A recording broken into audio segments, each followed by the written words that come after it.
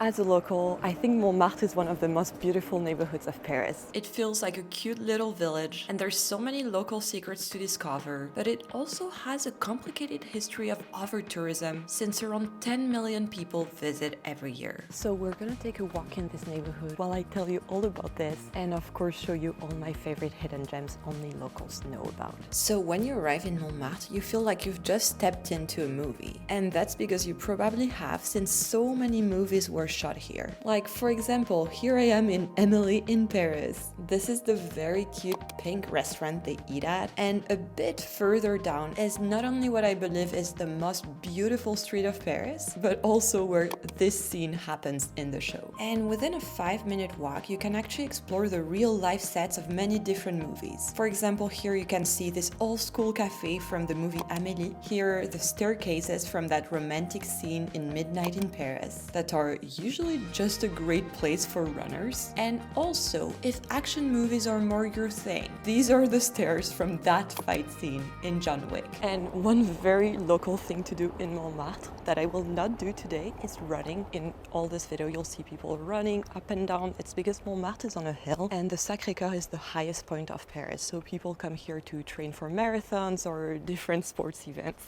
That's not something we're gonna do today. Anyways, Montmartre truly is the Paris that exists in our imagination. But obviously, real life is not like in the movies, and I'll tell you about how things really are in a bit. But if you're like me and you like walking around and daydreaming, Montmartre will be the perfect place for you. Alright, so in some places it actually feels still a bit like the countryside. Check this out. These are the vineyards of Montmartre, which are in the middle of Paris in a very expensive plot of land. Like, this is prime real estate here. Every year in October, the reason the grapes are like that is that they're gonna pick them up very soon and make wine with it. And the grape harvest is actually quite a big party. Google tells me that it's the third biggest event in Paris with around 500,000 people attending. And it has been going on since 1934. And once the wine is ready, it goes to these wine cellars that are located in the local area of Montmartre that we will explore together later. So one of the reasons why things feel so relaxed here is that Montmartre used to be a village until the late 19th century. And in some parts, it still feels like the countryside, and it's really one of the reasons why I love this neighborhood. Like, you can find super quiet streets with tiny shops and cafes. There's also these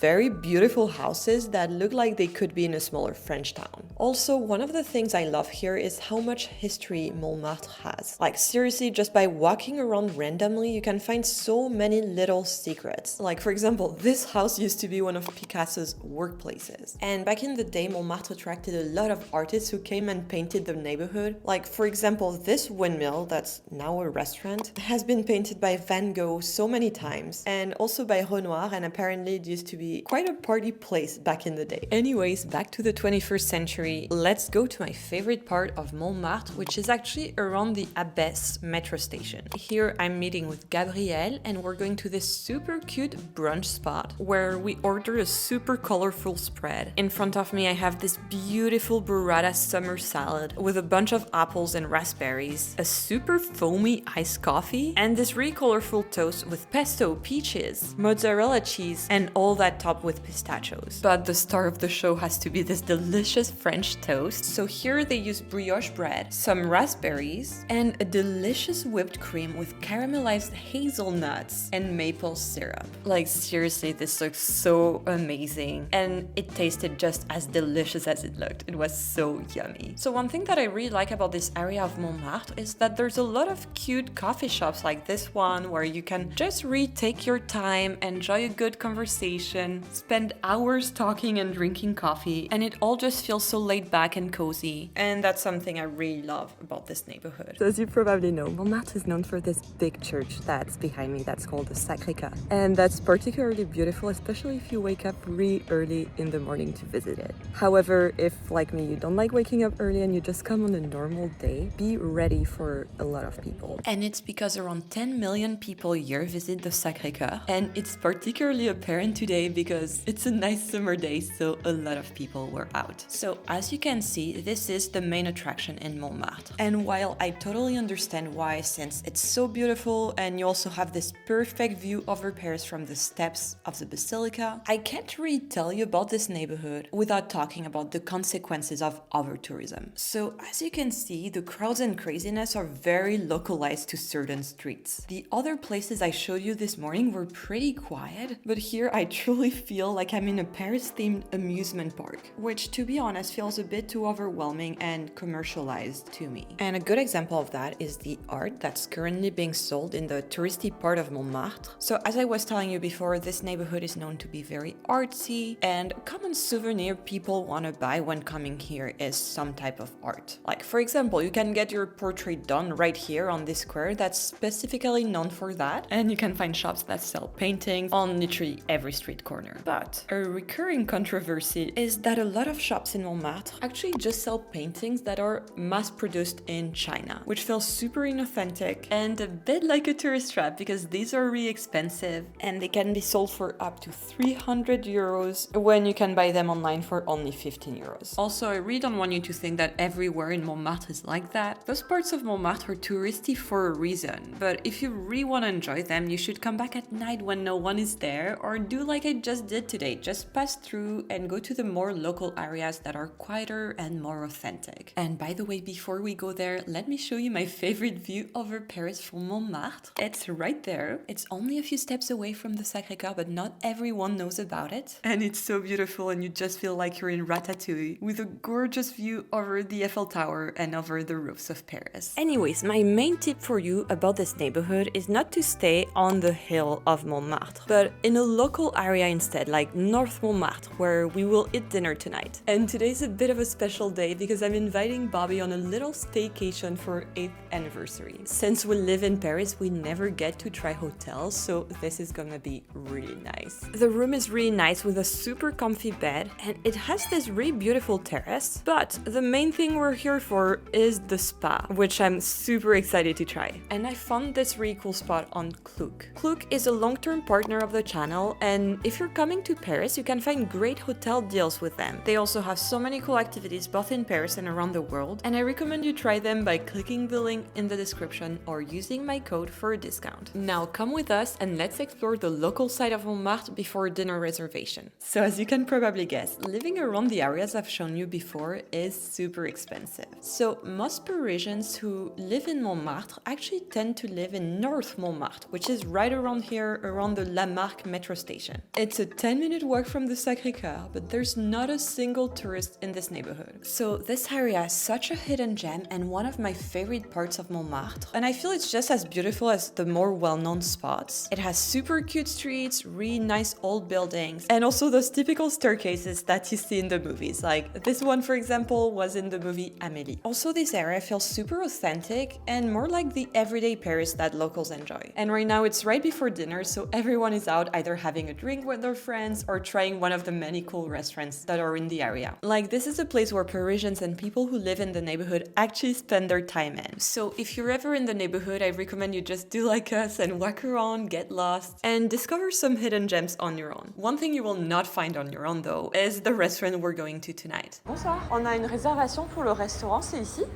Ah, c'est au fond, non?